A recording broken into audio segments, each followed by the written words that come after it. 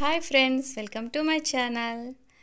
ఈరోజు మీకు నేను బేకింగ్ పౌడర్ ఎసెన్స్ యూజ్ చేయకుండా స్పాంజీ కేక్ ఎలా చేసుకోవాలో తయారు చేసి చూపిస్తానండి. మీకు చూసారా, దీనికి కావాల్సింది మైదా 1 గ్లాస్, జల్లెడ పట్టుకోవాలండి. ఇది స్మూత్గా జల్లెడ చేసుకొని పక్కకు పెట్టుకోవాలి.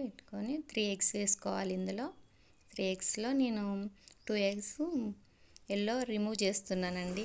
కొంచెం నీచు వాసన వస్తుంది ఎల్లో ఉంటే, అందుకే ఒకటి టేస్ట్ కోసం నేను ఒక ఎల్లో అలానే ఉంచుతా.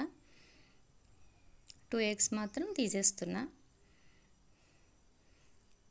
తీసి బీట్ చేసుకోవాలి. ఇందులో 1 గ్లాసు షుగర్ వేసుకోవాలి. మనం మైదా 1 గ్లాస్ వేసాం కదా, షుగర్ కూడా 1 గ్లాస్ వేసుకోవాలి.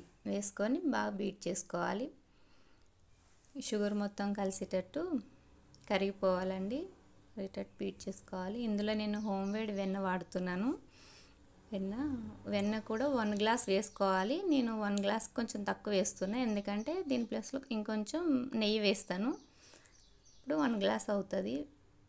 ఇది వేసుకొని బీట్ చేసుకొని, ఎంత బీట్ చేస్తే అంత ఫ్లఫీగా వస్తుందండి కేకు. మొత్తం మిక్స్ అయ్యేటట్టు అంతా కలిసిపోయేటట్టు బీట్ చేసుకోవాలి. నెయ్యి వేసుకోవాలి. ఇందులో కొంచెం మనం వెన్న వేసాను కదా, నెయ్యి కొంచెం వేస్తున్నా.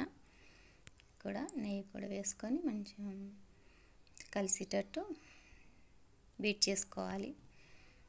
ఇప్పుడు మైదా కొంచెం కొంచెం వేసుకుంటూ ఉండలు కట్టకుండా బీట్ చేసుకోవాలి. చాలా అంటే చాలా టైం పడుతుంది ఇది బీట్ చేయడానికి. మేము ఒకరి తర్వాత ఒకరు ఇద్దరం బీట్ చేసాం దీన్ని. చాలా టైం పట్టింది బీట్ చేయడానికి. ఎంత బీట్ చేస్తే అంత ఫ్లఫీగా వస్తుంది కేకు అండి.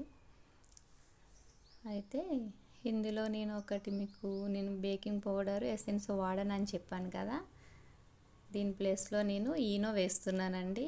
ఆరెంజ్ ఫ్లవర్ ఈనో వేస్తే కొంచెం బాగుంటుంది. మనం బేకింగ్ పౌడరు ఎసెన్స్ ఇంట్లో అవైలబుల్ లేనప్పుడు ఇది వేసుకుంటే కేక్ చూడండి ఎంత ఫ్లఫీగా వస్తుందో.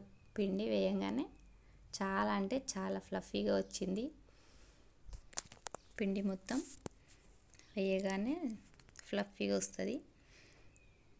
కొంచెం డిస్టర్బెన్స్ వచ్చింది ఫ్రెండ్స్ వీడియో. ఇది మిక్స్ చేసుకున్నాక ఈ పిండి మొత్తం ఇంత ఫ్లఫీగా వస్తుంది. బీట్ బాగా చేయాలి. ఇప్పుడు గిన్నె తీసుకొని గిన్నెలో నెయ్యి స్ప్రెడ్ చేసుకోవాలి. అంతా నెయ్యి రాసుకొని గిన్నె మొత్తం అంచులకు కూడా రాసుకోవాలండి నెయ్యి, ఎందుకంటే అయినాక అంటకుండా ఉండడానికి. ఈ పిండి మిశ్రమాన్ని మొత్తం ఇందులో వేసుకోవాలి. పిండి మొత్తం వేసుకొని మొత్తం ఒకటే లెవెల్లో మంచిగా వేసుకోవాలి.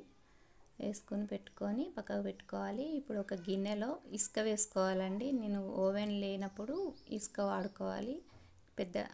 పెద్ద గిన్నెలో ఇసుక వేసుకొని పక్కకు పెట్టుకొని స్టవ్ వెలిగించుకోవాలి. ఈ గిన్నెను ఆ ఇసుక గిన్నెలో పెట్టాలి. పెట్టి మూత పెట్టుకోవాలి. పైన దానికి కూడా మూత పెట్టి,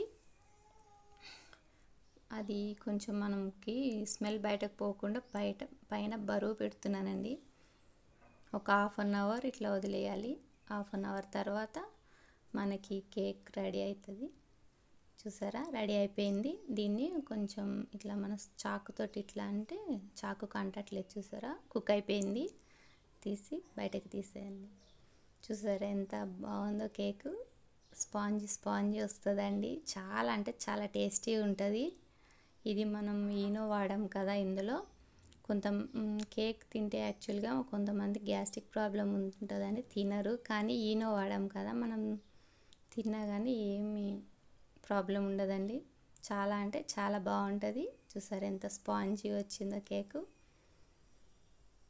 చాలా అంటే చాలా బాగుంటుంది. మనకి ఇంట్లో బేకింగ్ పౌడరు ఎసెన్స్ అవైలబుల్ లేనప్పుడు ఈనోతో చేసుకోవచ్చండి.